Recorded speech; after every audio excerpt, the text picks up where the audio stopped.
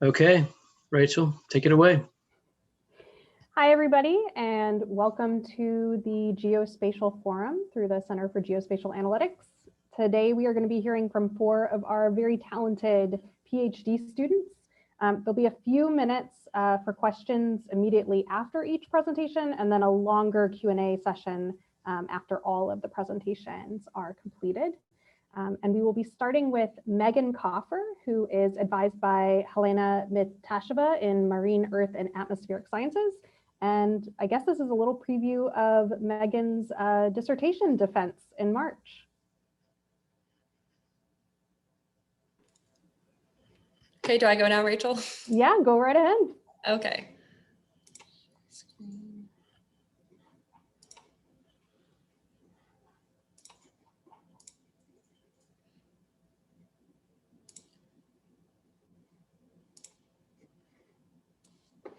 Okay. All right, and everyone can see my slides? Yep. Okay. My name is Megan Coffer. Today I'll be sharing how we use eyes in the sky to monitor seagrass in coastal environments. Seagrasses represent a vital ecosystem for many reasons, one of which is their carbon storage capacity. This diagram illustrates the amount of carbon stored or sequestered by each of these 6 ecosystems by comparing their rate of carbon burial to the amount of carbon released by a passenger vehicle driven for 1 year. While seagrasses sequester carbon at a slower rate than other ecosystems, they do sequester at a much higher rate than forest ecosystems. However, it's difficult to quantify exactly how much carbon is stored in seagrasses due to poor quantification of their global coverage, with current estimates ranging nearly 30-fold. This map is from a recent study that compared how much seagrass we've mapped in solid green to how much model predicted seagrass could exist in faded green. This limitation is largely the result of difficulties in collecting information regarding seagrass coverage. Typically, seagrass is mapped in one of 2 ways. Either field surveys, which are limited spatially and are time intensive, or through photo interpretations of images collected via aircraft. However, aerial photo interpretations can be quite costly and can produce inconsistent results. This figure is from a 1996 study showing 9 different photo interpretations of a single image. Satellite imagery, on the other hand, can offer a cost-effective approach for mapping seagrass extent. This comparison on the bottom shows the cost to map seagrass along the coast of Florida via aerial photo interpretation and the cost of using imagery from Worldview 2, which is a commercial satellite. Despite its potential cost savings, remote sensing imagery from commercial satellite platforms has not been leveraged for seagrass delineation at large scales, partly due to a lack of a consistent data processing regime and classification approach that work across time and space.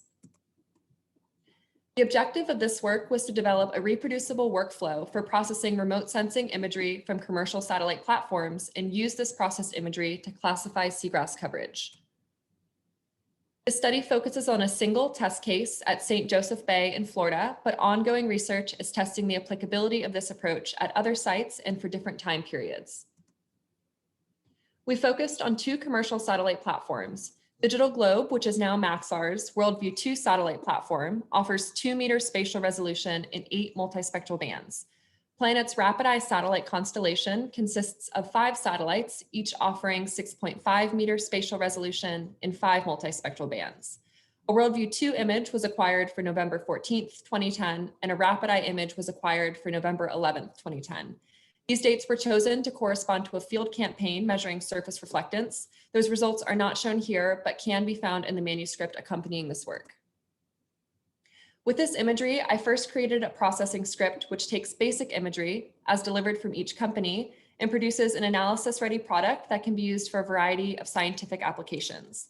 As a very basic overview, this process first applies radiometric calibration, which is a step necessary in converting digital numbers transmitted by the satellite into reflectance measurements, atmospheric correction, which attempts to remove the influence of the atmosphere, and orthorectification and mosaicing, which removes artifacts caused by topography and combines multiple satellite images into a single scene. Next, we performed an image classification through a deep convolutional neural network, or a DCNN.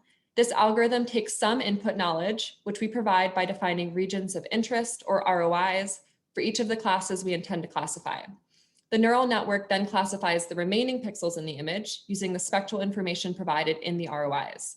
We then compared these classification results to an aerial photo interpretation obtained in October 2010, which was about a month before the satellite images were acquired. We defined ROIs for land, submerged sand, deep water, seagrass, and intertidal, which represents the zone along the land-water interface that is submerged during high tide and exposed during low tide.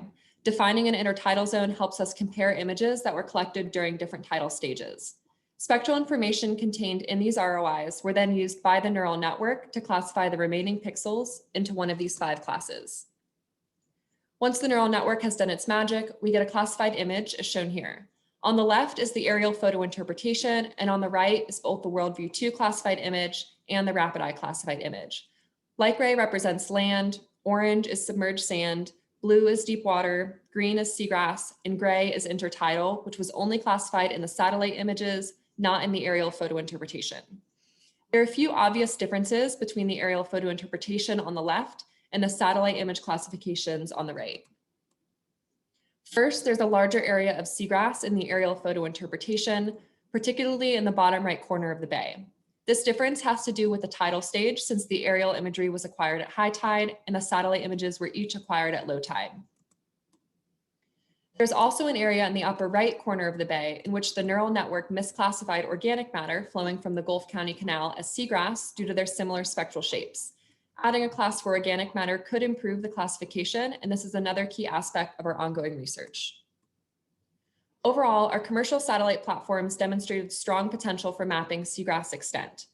WorldView 2 in an aerial survey had 97% agreement, and notice here that we say agreement and not accuracy, since each data set has its own errors and neither is truly representative of conditions in the bay. And despite lower spectral and spatial resolutions, RapidEye also had strong agreement at 96%. While this study focused on St. Joseph Bay in Florida, the overall objective was to create a reproducible approach that could be used across space and time. A few initial examples of our efforts to expand this work include the same image at St. Joseph Bay, but using only 4 of the 8 multispectral bands to mimic other commercial satellite platforms currently in orbit, an image from the technically similar WorldView 3 satellite at Tampa Bay, and a WorldView 2 image at St. George Sound. Agreement analyses were not performed for these images, but they visually match the satellite imagery, which is promising for future applicability.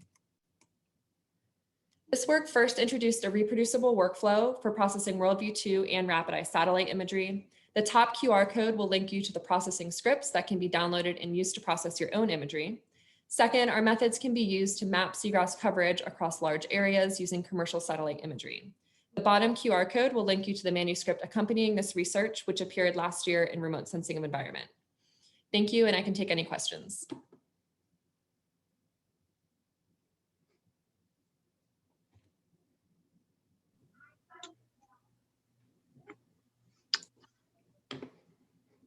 And you can feel free to write questions in the chat as well.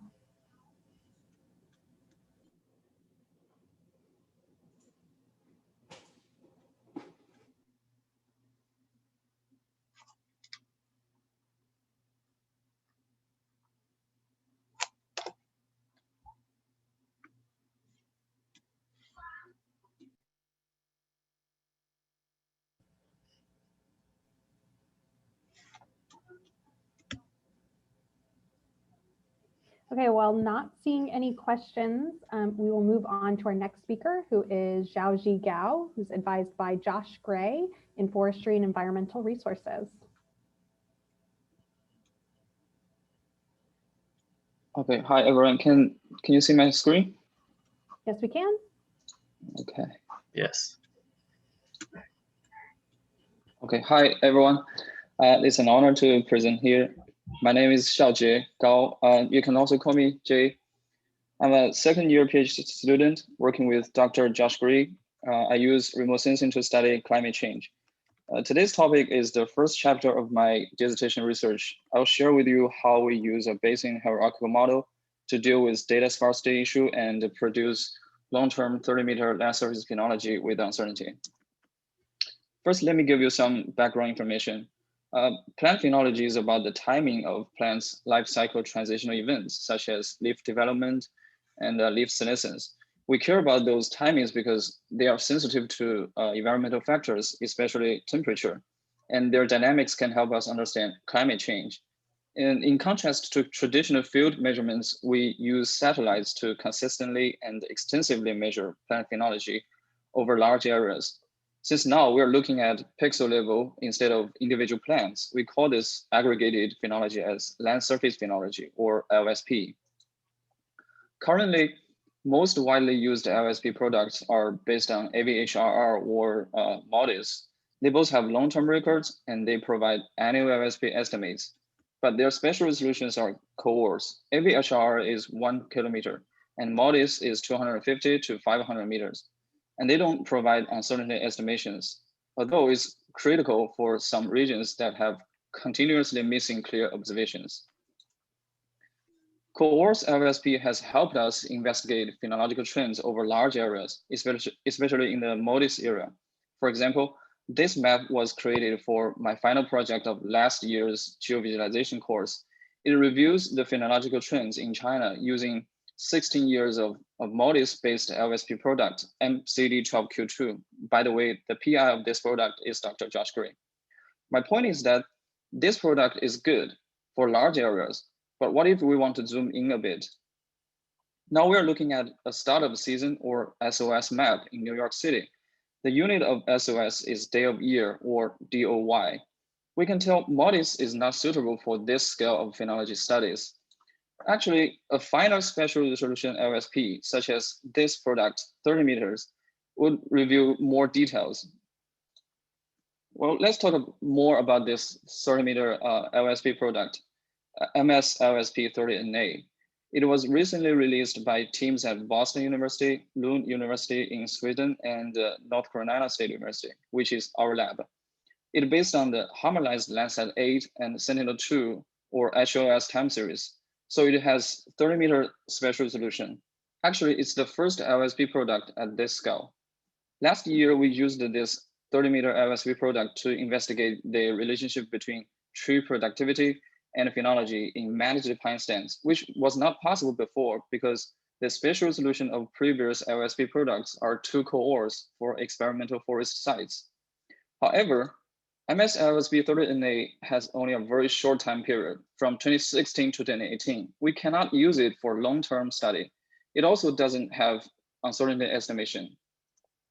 Then we came up with the key question, can we do it by Landsat? I mean, Landsat has 30-meter spatial resolution and over 30 years of records. But the biggest challenge is data sparsity, as Landsat has temporal frequency is 16 days. Here in this figure, x-axis is date and y-axis is EVI2, one type of vegetation indices. We can tell the data are too sparse to fit an annual model. So, and also notice that the data sparsity vary year to year. So uncertainty estimation would be very important. The most common way of retrieving LSP from Landsat time series is putting all years of data together to get an averaged phenology.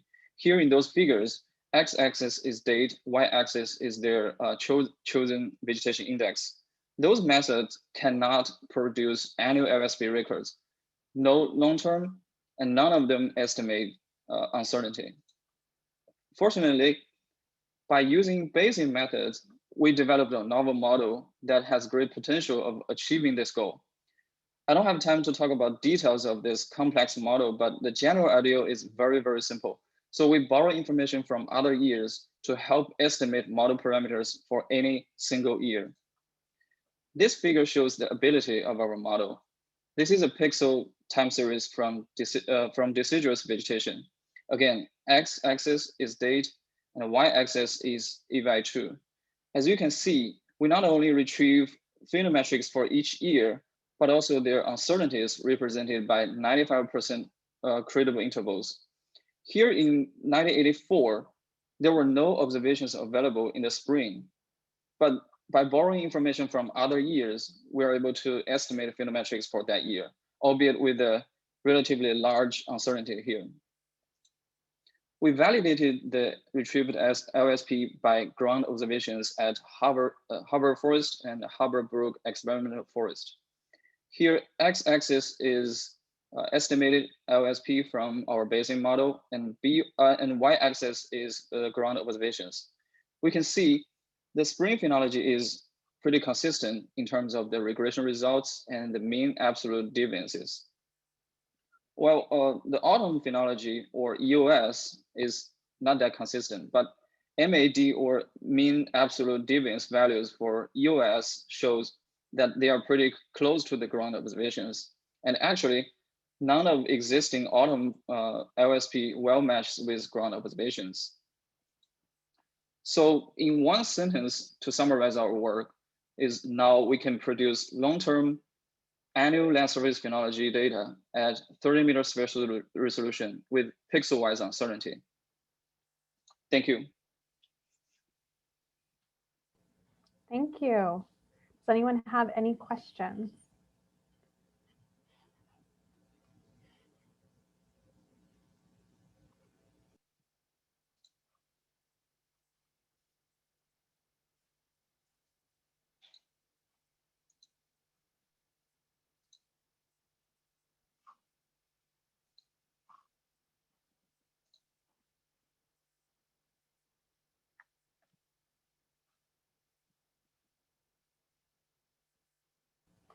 I see that Alberto has a raised hand. I don't know, John, if you can let him speak. Everyone should be able to unmute themselves. Oh, okay, there we go. Okay. Good afternoon. It's Hi. awesome. It's awesome work. My name is Alberto from Costa Rica, University of Costa Rica. I have a little question for you. It's how do you make the evaluation of the ground data? Did you use like a spectral or something, or some kind of software? You mean the ground observations? Yeah, the ground data for the validation of the different models using the satellite data. Yeah, actually the ground observations was provided by some public data. There's ground observations in Harvard Forest and Harvard Brook Experimental Forest.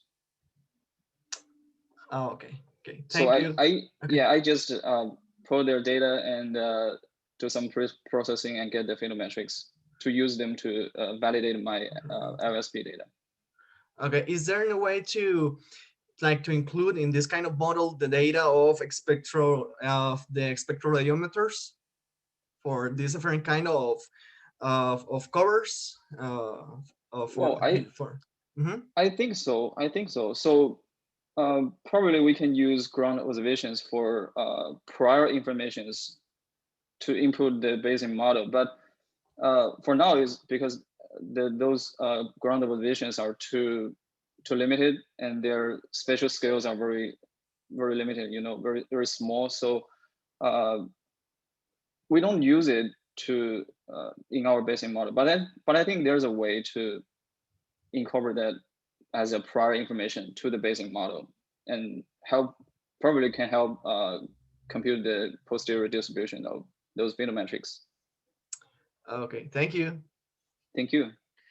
Excellent work, by the way. Thank you. And I also see a question, a couple questions in the chat. So Josh Gray would like to know what you're going to do with these new products. Well, actually, we will do the next step is to investigate the chilling effects. Actually, a phenomenon that vegetation will experience some kind of cooling temperatures to release their dormancy, and those chilling effects we want to investigate those chilling effects in the urban areas. So that's why we use the data. We use the Bayesian model to produce 30-meter land surface phenology for more spatially heterogeneous regions, especially for urban areas. MODIS is not suitable for that.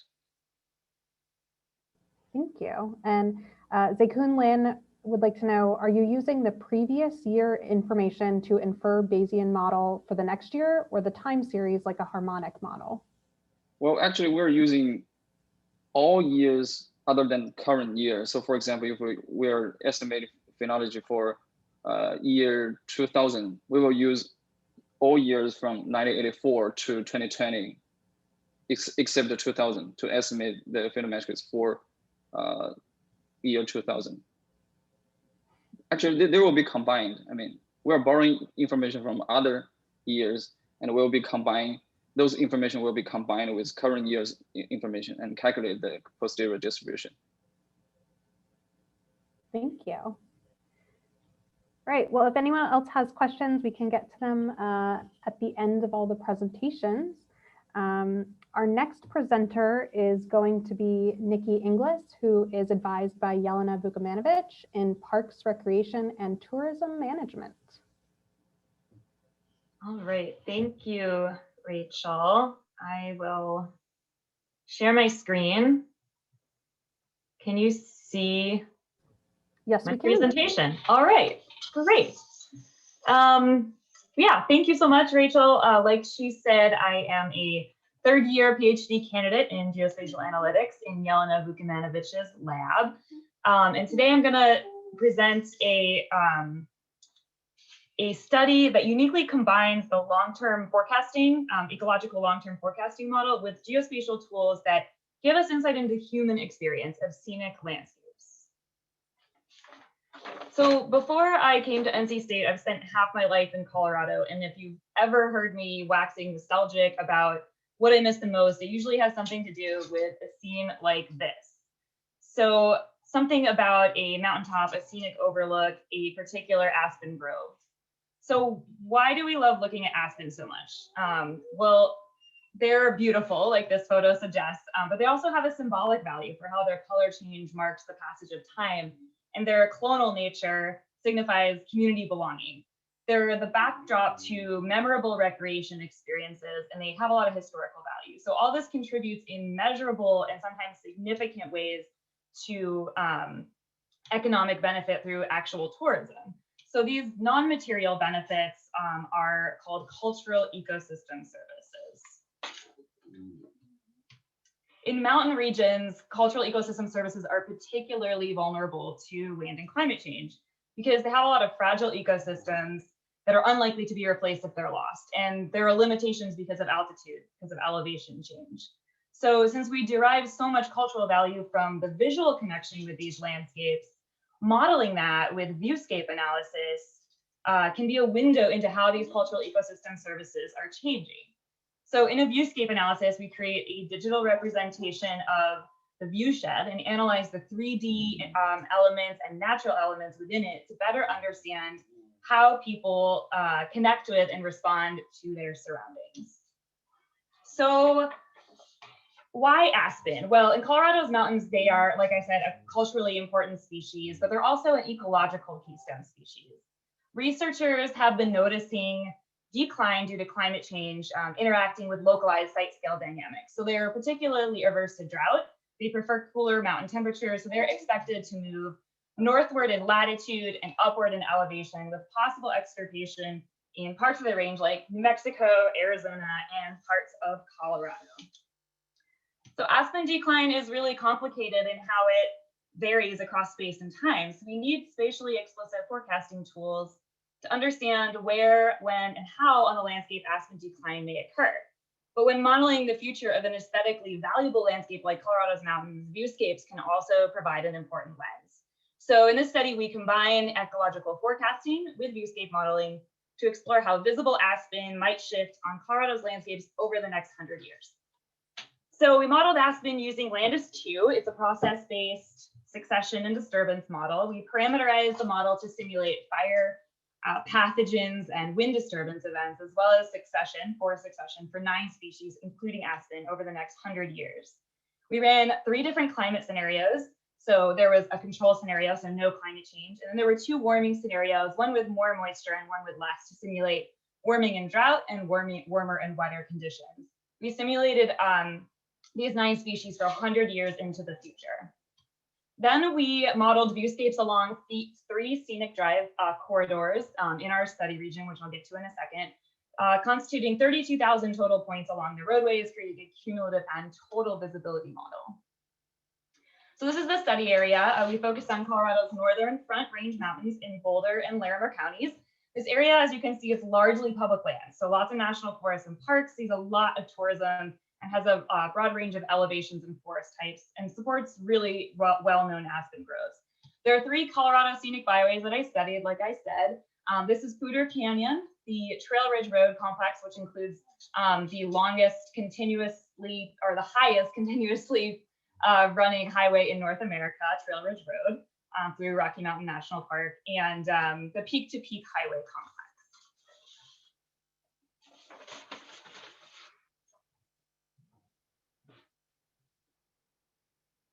So this is the results of the viewscape model.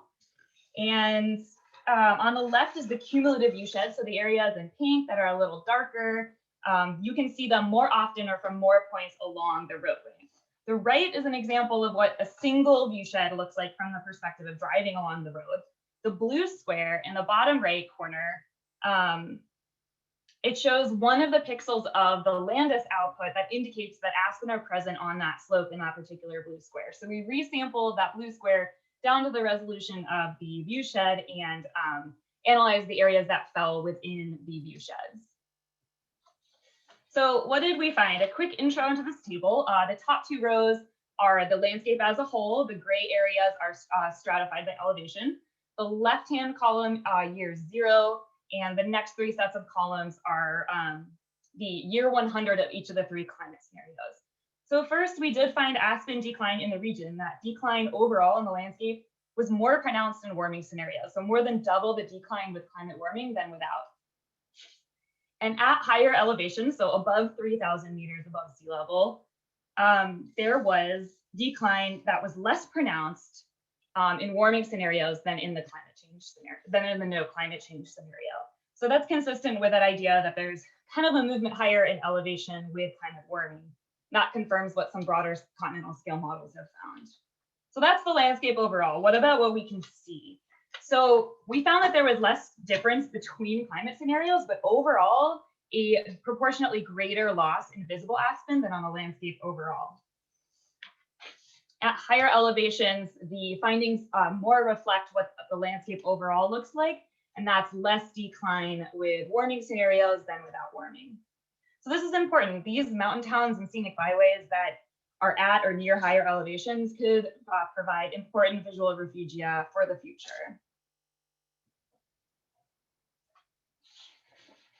So our findings that aspen decline is more pronounced with warmer temperatures and that movement upward in elevation. It mirrors, like I said, the findings of other models that kind of looked at aspen more broadly on a continental scale.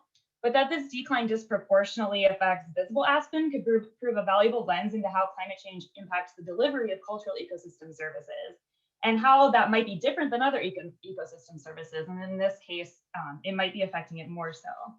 So visual connection to landscapes, it does more than just make us feel good. It actually influences our behaviors. We travel to and recreate in these beautiful landscapes, and sometimes we even move there just because of these cultural and aesthetic pull factors. And Colorado specifically has a $20 billion tourism industry, billion. So there's a lot of towns that really rely on nature-based tourism, and they really rely on fall color tourism to extend their seasons into the fall and make them more economically sustainable. So combining forecasting with viewsheds can be really illuminating and a good planning tool for mountain landscapes where the visual experience and cultural ecosystem services are fundamental to their identity. And I want to thank Yelena, of course, and all the wonderful folks in the Land Change Lab. This project was published in October 2020 in Ecosystem Services, but also did start as a project in Dr. Josh Gray's class 2 years ago. So that's all I have. Thank you. Are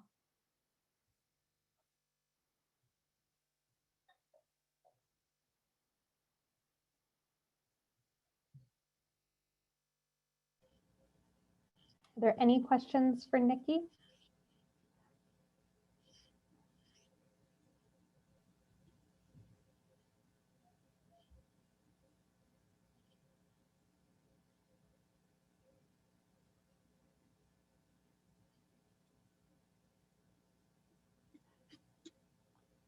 see, Sheila has a question. Have you presented this study to any tourism people in Colorado? That's a great question. I would love to do that. And actually, I'll answer Josh's question kind of at the same time. We did, yeah. This is definitely the kind of study that got a lot of interest from kind of more popular media. So we did some outreach with some press in Denver, did some interviews with Denver News. If you notice, it came out in October. That happens to be like the weekend that the colors turned. So the timing was really good for us to start talking about like the long-term future of aspen viewing in Colorado, and just keep everyone grounded in the knowledge that they just aren't gonna stay the same forever and ever. So yeah, it really brought up some interesting conversations, and I would love to talk to some planning people and go a little further and start talking about actual preferences and what people want to see on the landscape. So yeah, I think there's a lot of potential here. Thanks. Yeah, I can throw up the table slide one more time.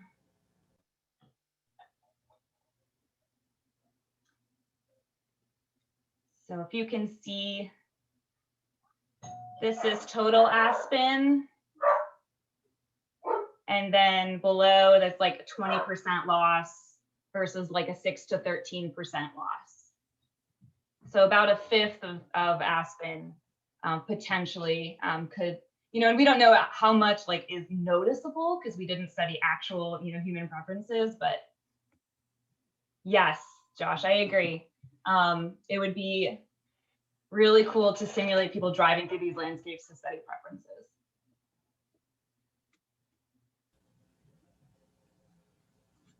Any other questions?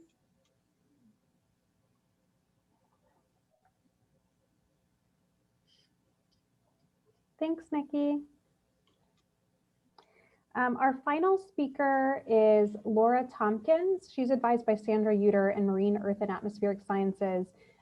Laura had an emergency, but recorded her presentation for us, and hopefully we will be able to play that for you. Yes, Laura sent me her presentation, video recording, and I'm going to try to play it again. The sound was not coming through earlier when we tried to test it. So I'm going to share my screen. Let's see.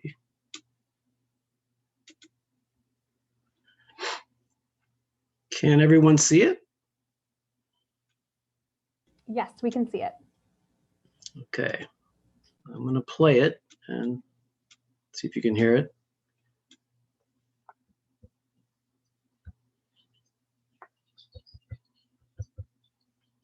We can hear it, but it is very faint. It's very faint? Mm-hmm. Okay. Give me one moment.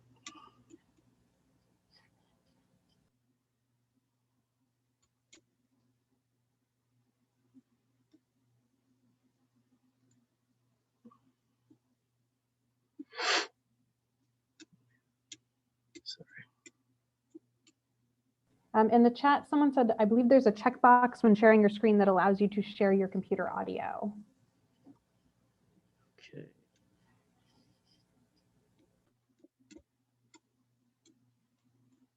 Let me stop the share. Do this again.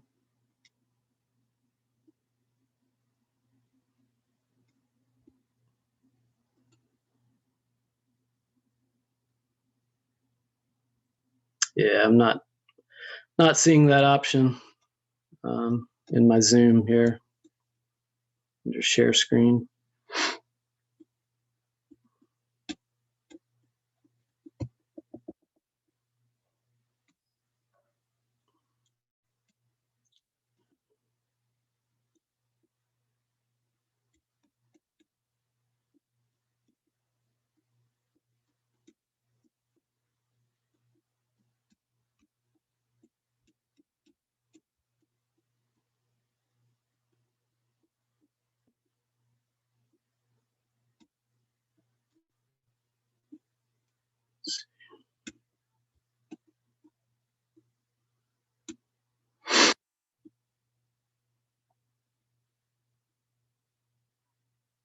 Thanks everyone for your patience.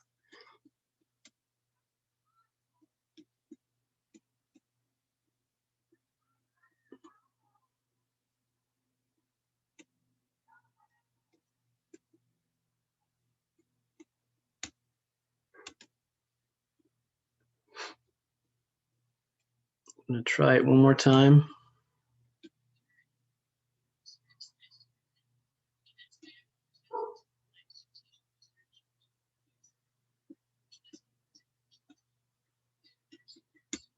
Was that any better?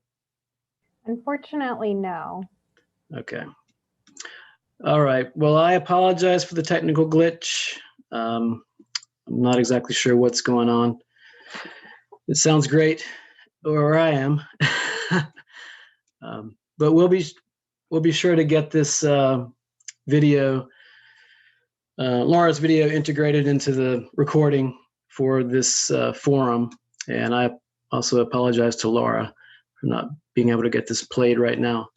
So, yeah, I guess we'll just have the forum end early today.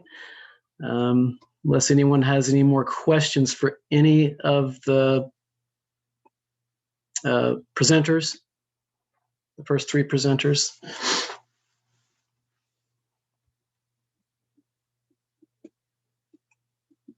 Stop sharing.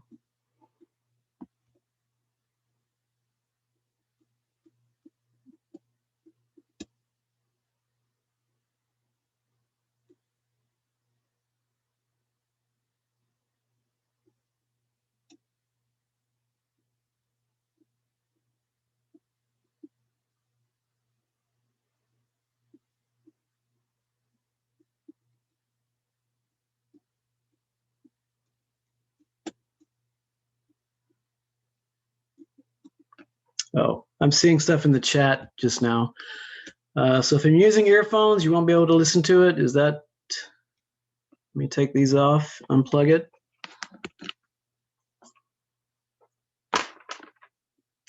Give this another shot.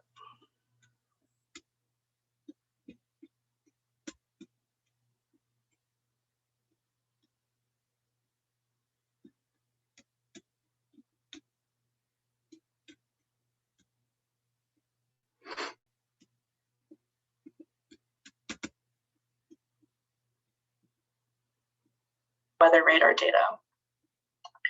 So first I want to set up some motivation for why we You did a... So if you've ever experienced a big ice storm, or if you've ever kind of... Okay, so Hi everyone. It's working now? Yes, it is. Okay, great. Thank you for that tip. All right, I'm going to start up Laura's video here. Enjoy. My name is Laura Tomkins, and I am a second-year Ph.D. student in the Center for Geospatial Analytics. My advisor is Dr. Sandra Uter in the Marine Earth and Atmospheric Science Department. And today I'm going to be presenting some of my dissertation research, which has been focusing on visualizing different precipitation types within winter storms using weather radar data. So first I want to set up some motivation for why we care about different precipitation types. So if you've ever experienced a big ice storm, or if you've ever kind of lived in North Carolina for a period of time, then you're probably familiar with this kind of image here where, you have the trees covered in a kind of glaze of ice. You also might be familiar with downed trees and downed power lines from these kind of ice events. But you also may have sat on the runway while you're waiting for your aircraft to beat the ice. And so all of these are kind of reasons why we care about the precipitation types within winter storms. And this is especially relevant since this week we had a pretty big winter storm up north. And this is actually the ice accumulation forecast down here from this event. So it's really important to understand, is it going to be snowing, raining? Are we going to have ice? And I'll also talk a lot, I'll use this term wintry mix a lot, which is sort of defined as any combination of snow, sleet, freezing rain, and rain. And before I get too into it, I also want to kind of break apart like the differences between all these different types. So first we have sort of basically snow and rain. And so what I'm showing here is I'm showing temperature profiles. So on the x-axis, we have temperature in degrees Celsius. And I've sort of annotated the 0 degree C line here in blue. And then on the y-axis, we have the height in kilometers. So this represents 0, represents the surface, and then 4 kilometers represents 4 kilometers above the surface. So we're essentially sort of looking up in the atmosphere. So when you have snow, you typically have all frozen throughout the entire depth of the atmosphere. So there's no melting, starts as snow, falls as snow. And then when you have rain, you actually have the snow falling into the warm air at the surface, which then melts as liquid precipitation. When you have wintry mixed conditions, you actually have a layer where the ice crystals will melt, but then refreeze before they reach the surface. So here, again, you can kind of see frozen up here, but then we get above freezing here where we can have some melting, and then before it reaches the surface, it then drops below freezing again. And so this kind of creates any kind of combination of freezing rain, sleet, snow, kind of anything you can really get with these different types of profiles. And so it's really important to kind of understand where this is happening within the storm. And so that's kind of where this radar reflectivity comes in. If you've ever sort of turned on the Weather Channel, if you've ever opened your smartphone app, you've likely kind of come across this before, which is essentially showing you where it's raining outside. And so the darker colors indicate where it is, where there's heavier precipitation compared to the lighter colors where there's lighter precipitation. And, you know, this kind of helps you understand, okay, like when is it going to be raining at my house, or, you know, should I go out and should I drive to my friend's house? Like, are the roads wet, kind of thing. However, when you look at this, if I were to ask you where it's snowing, would you be able to tell me? Or if I asked you where it's raining, would you be able to tell me that? And then again, too, if I asked if there's any mixed precipitation, you probably couldn't tell me that either. And honestly, I don't think I could tell you that either. So this is not only a problem for non-meteorologists, but it's also a problem for professionals and regular meteorologists as well. And it becomes even trickier too, because when you have this enhanced reflectivity here, it can be indicative of not only like increased precipitation, like increased mass, but it can also be associated with melting. And so this creates a problem because we can't look at this and just basically say, okay, it's raining here, it's snowing here. It's more advanced than that. And so the goal is to distinguish where the locally enhanced reflectivity is associated with increases in mass versus melting. And how we do that is we use this product called ρHB, which is a measure of how uniform the features are observed by the radar. So when we have areas of the storm that are either kind of pure snow or pure rain, our ρHB value is going to be right around 1. Whereas if we ever have an area that's got mixed snow and rain, or if it has any melting, then our ρHB value is going to be less than 0.97. And I know those values are like pretty subtle differences, but it's enough to make a difference. So I'll show you that here. Again, here's your reflectivity. So this is just an example from a storm in the past February 2020. So you can kind of see the different spatial distribution of the precipitation. And then over here, this is that ρHB product. So the really dark colors indicate where the precipitation is very uniform, kind of like in this area here. And then when we get into these lower, these like lighter colors here, this is indicating where you're likely to be less uniform and probably getting some mixed or melting precipitation. So essentially what I've done here is that I've kind of defined this as image muting. So essentially where those areas of mixed or melting precipitation are, I've colored the reflectivity in a grayscale. And so this really helps sort of like reduce the kind of like doesn't draw your eye towards what we want to see. It kind of like helps you identify, okay, this is probably heavier snow here and this is melting. And so I actually have a video here, which I'll kind of play through as I talk.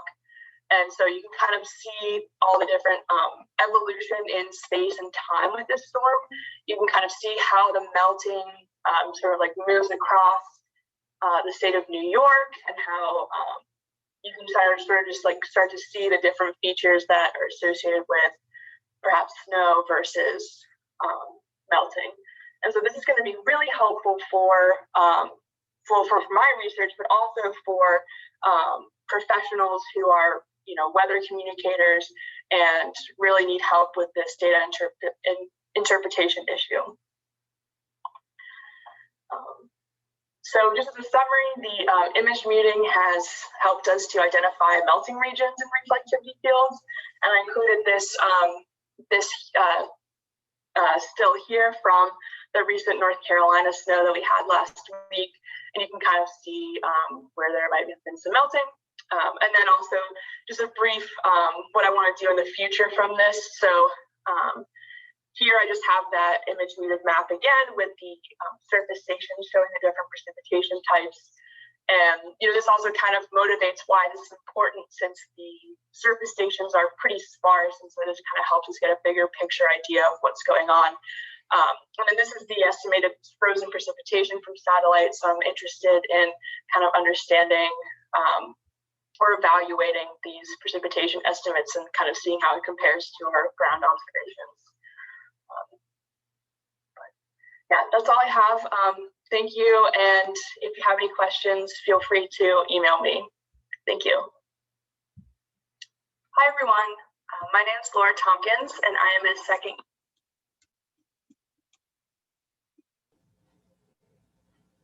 Well, unfortunately, we won't be able to take any questions for Laura, but I'm so glad we were able to hear that. Yes, me too. That was a beautiful presentation.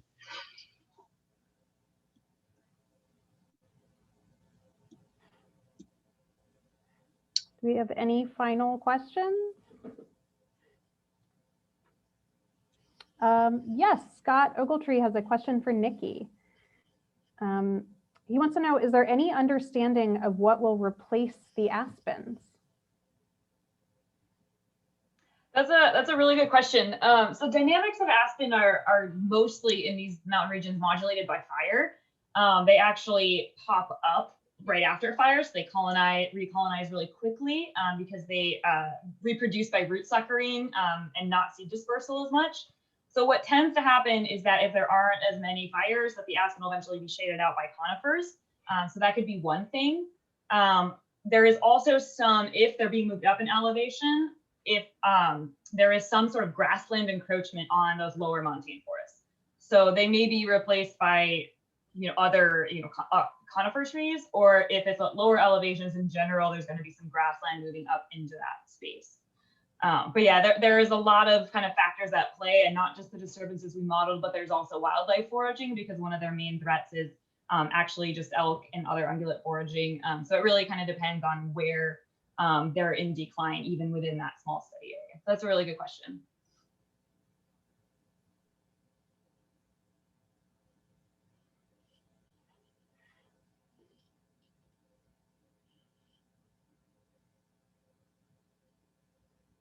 Well, I just wanted to say thank you to all of our student presenters. I am so lucky that I get to see how amazing you are every day.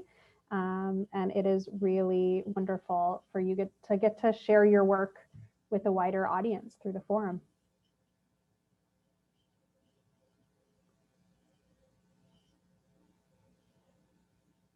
Yes, thank you all. And I am sharing the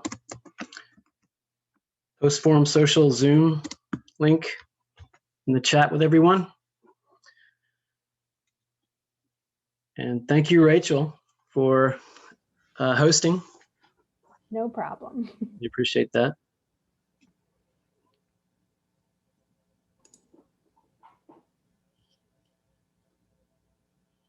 All right, everyone have a great day.